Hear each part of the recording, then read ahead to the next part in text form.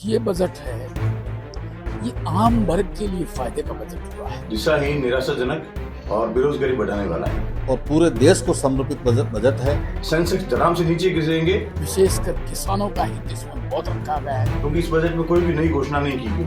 आम व्यक्ति का विकास हो, लेकिन महंगाई और बेरोजगारी भी इस बजट से कम होती नजर नहीं आ रही है। मोदी जी देश के मुखिया ये चाहते हैं कि मेरे अंतिम पंक्ति में बैठे हुए आदमी को मेरी पूर्णतः योजनाओं का, आज देश की प्रगति के हिस्से का सब लाभ उन वर्ग तक पहुंचना चाहिए। और इस बजट में कुछ भी नया नहीं है। ऐसा लगता है जैसे 2021-22-23 का बजट की कॉपी करके वापस पेश कर दिया गया। केंद्रीय वित्त मंत्री निर्मला सीतारमण ने आज मोदी की 3.0 सरकार का बजट पेश किया है।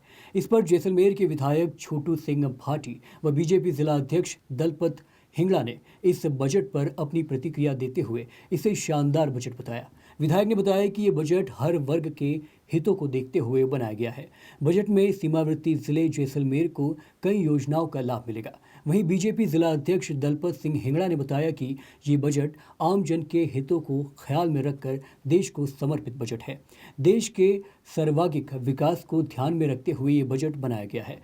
तो आइए सुनते हैं क्या कहा जैसलमेर विधायक छोटू सिंह भाटी व बीजेपी जिला अध्यक्ष दलपत सिंह हिंगड़ा ने। देखो, ये बजट है, ये आम वर्ग के लिए फायदे का बजट हुआ है। चाहे वो महिला हो, चाहे वो पुरुष हो, चाहे वो दिव्यांग हो, और चाहे व्यापारी हो, और चाहे पूंजीपति हो। विशेषकर किसानों का हित इसमें बहुत रखा गया है। महिलाओं के लिए विशेष कई प्रकार की यहाँ योजनाएं लखपति दीदी के हिसाब से दी गई है। और यहाँ तक कि आप ये समझो, व्यापारी के लिए बहुत बड़ी जानकारियाँ दी है। आम आवाम को लिए ये बजट ही बहुत ही खुशमित बजट पेश हुआ। क्या लगता है कितना फायदेमंद सीमावर्ती जिले जैसलमेर और राजस्थान के लिए है? देखो, हमें बड़ा इसका गर्व होता है कि हम सीमांत पे खड़े हैं इस जिले जैसलमेर में। इसके लिए आज तो देखा जाए तो विशेषकर जैसलमेर को बहुत सारा प्रॉफिट है।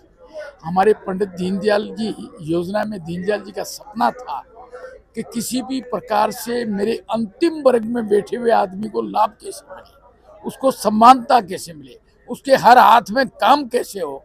तो इस प्रकार आदरणीय मोदी जी देश के मुखिया ये चाहते हैं कि मेरे अंतिम पंक्ति में बैठे हुए आदमी को मेरी पूर्णतः योजनाओं का, आज देश की प्रगति के हिस्से का सब लाभ उन वर्ग तक पहुंचना चाहिए। आज जो बजट आया है वो आम व्यक्ति के लिए, प्रत्येक वर्ग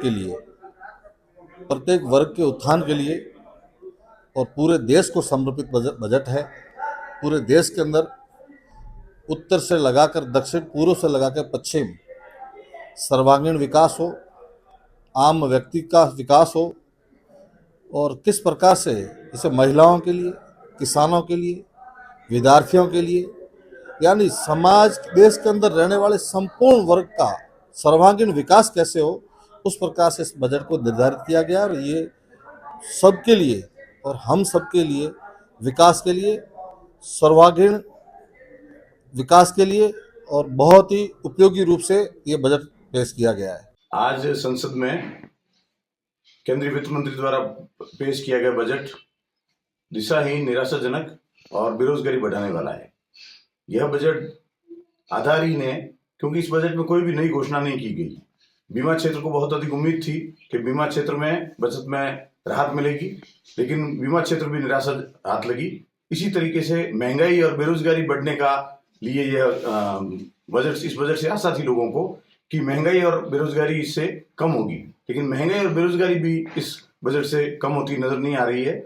और आज रविवार के दिन बजट ये जानबूझकर पेश किया गया ताकि बजट पेश करते ही जिस तरीके से सेंसेक्स गिरने थे और जिस तरीके से शेयर मार्केट नीचे से गिरावट आनी थी, वो आज रविवार की वजह से, बंद होने की वजह से नहीं हो पाया।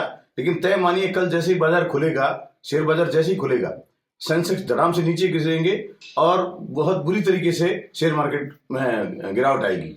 तय मानिए यह बजट दिशाहीन और आधारहीन है। इस बजट से देश की जनता को कोई उम्मीद नहीं है, कोई राहत नहीं मिलने वाली है।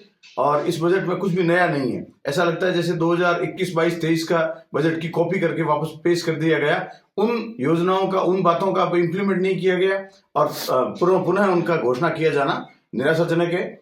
तयशुदा है कि इस बजट से आम जनता को निराशा आ रही है।